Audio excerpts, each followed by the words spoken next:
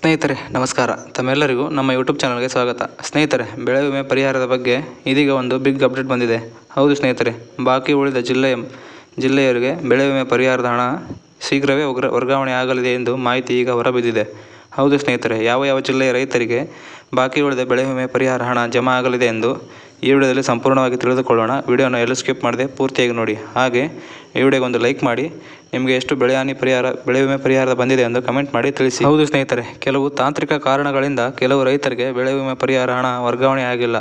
ಅಂತಹ ಎಲ್ಲ ರೈತರಿಗೆ ಬೆಳೆ ವಿಮೆ ಪರಿಹಾರ ಶೀಘ್ರವೇ ವರ್ಗಾವಣೆ ಆಗಲಿದೆ.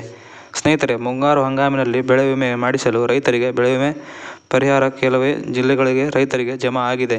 ಇನ್ನು ಕೆಲವು ಜಿಲ್ಲೆ ರೈತರಿಗೆ ಜಮಾ ಆಗಿಲ್ಲ. ಅಂತಹ ರೈತರಿಗೆ ಅತಿ ಶೀಘ್ರವೇ ಜಮಾ ಆಗಲಿದೆ. ಸ್ನೇಹಿತರೆ, ನಾಳೆ ಈ ಜಿಲ್ಲೆಯ ಎಲ್ಲ ರೈತರಿಗೆ ಬಾಕಿ ಉಳಿದ ಬೆಳೆ ಹಾನಿ ಪರಿಹಾರ ಹಾಗೂ ಬೆಳೆ ವಿಮೆ ಪರಿಹಾರದ ಹಣ ಜಮಾ ಆಗಲಿದೆ.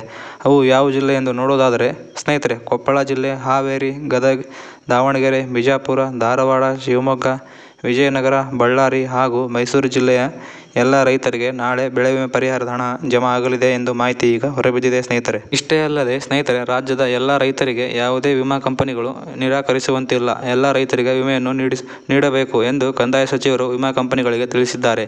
ಕೆಲವು ವಿಮಾ ಕಂಪನಿಗಳು ರೈತರ ವಿಮೆಯನ್ನು ನಿರಾಕರಿಸಿದ್ದಾರೆ.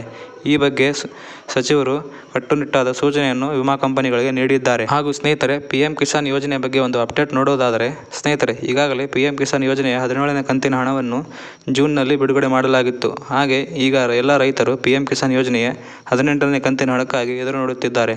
ಅಂತಹ ರೈತರಿಗೆ ಸಿಹಿ ಸುದ್ದಿ ಅಂತಾನೆ ಹೇಳಬಹುದು. ಹೌದು ಸ್ನೇಹಿತರೆ, PM ಕಿಸಾನ್ ಯೋಜನೆಯ 18ನೇ ಕಂತಿನ ಹಣ ಇದೇ ಅಕ್ಟೋಬರ್ ತಿಂಗಳಲ್ಲಿ ಬಿಡುಗಡೆ ಆಗಲಿದೆ ಎಂಬ ಮಾಹಿತಿಯು ಈಗ ಹೊರಬಿದ್ದಿದೆ. ಹೌದು ಸ್ನೇಹಿತರೆ, ನಿಮಗೆ ಎಷ್ಟು PM ಕಿಸಾನ್ ಯೋಜನೆ ಹಣ ಬಂದಿದೆ ಎಂದು ಕಮೆಂಟ್ ಮಾಡಿ ತಿಳಿಸಿ.